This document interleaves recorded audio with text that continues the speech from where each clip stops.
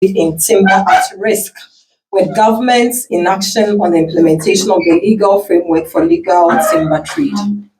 Ladies and gentlemen of the press, I bring you greetings from the coalition of civil society organizations working in the forestry sector under the umbrella of Forest Watch Ghana. The recent happenings in our country, particularly the extent of illegal mining in our water bodies and forest reserves, have revealed the lack of enforcement of our laws on environmental protection and mining. We are here today to share with you another issue that has the potential of jeopardizing Ghana's access to the European Union market in the trade of legal timber. The EU and Ghana have since 2009 entered into an agreement known as the Voluntary Partnership Agreement aimed at ensuring the sustainable management and utilization of our timber resources. This agreement was subsequently ratified by Parliament and has become part of our laws in the form of the Timber Resource Management Legality Licensing Regulation, LI 2254. The press. The implementation of this agreement has been fraught with challenges over the years by successive governments. These challenges include the requirement to ensure that timber is only logged from a permitted production forest reserve and with a legal permit ratified by Parliament. This is one of the key legal requirements that ensures the state, acting through the Forestry Commission and the Ministry of Lands and Natural Resources, follow the procedures laid down in law for the issuance of permits for logging timber in Ghana. Members of the press, in 2014, the EU and Ghana launched an assessment of Ghana's readiness to supply the EU with legal timber.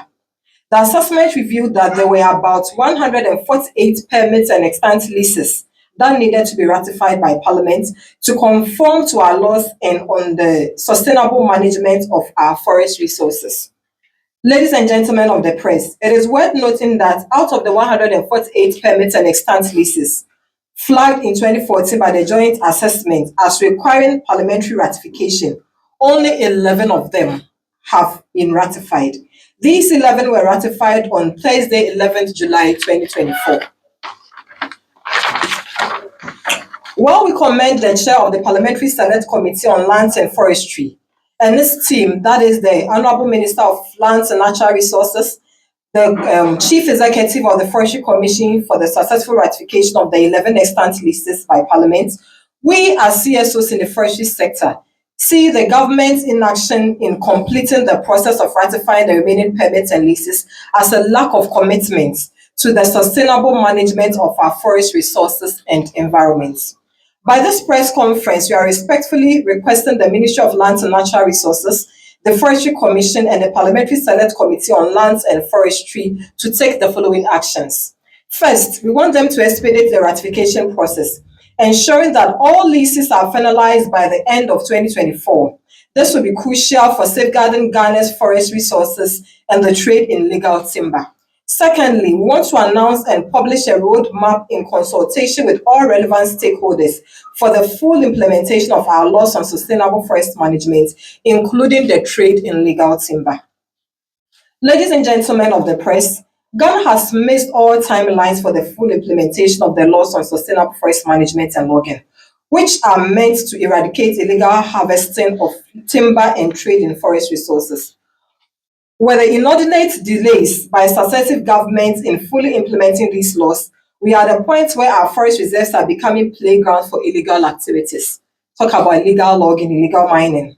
We are already witnessing the pillage of forest reserves by illegal mining activities and its effects on our environment. We cannot afford to add illegal logging to this distraction. Ladies and gentlemen of the press, we as CSOs in the forestry sector are ready to support government in this process in any way we can, to ensure that we protect our timber resources and forest reserves from illegal activities and ensure the trade in timber and ensure the trade in legal timber. We thank you for your attention. Thank you very much once again.